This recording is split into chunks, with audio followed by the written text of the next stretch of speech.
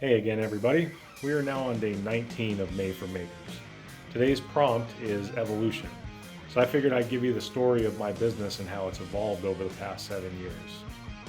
Now, I started my business in 2015. That's when I originally filed for my business license. And the original name of my company was Reaper Customs. At the time, I was working out of the back of a two-car garage in Arizona.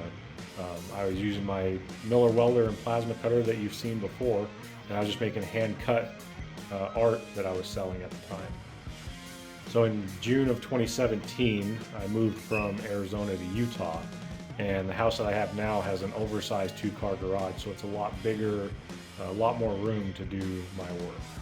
Now that I had a bigger shop to work out of, I had decided to get a 4x8 CNC plasma table. That allowed me to do mass production on some of the bottle openers and wall art that I was creating at the time. And by June of 2018, I had sold that plasma table in order to take care of some family business.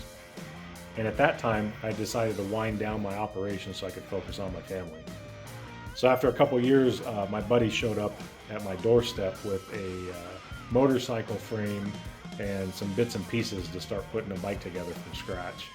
And I think that's what drove me to jumpstart my business again. By the summer of 21, I had made a couple small pieces just to knock the dust off my welder and plasma cutter again. And I think by about November of 21, that's when I decided that I was going to revive my brand.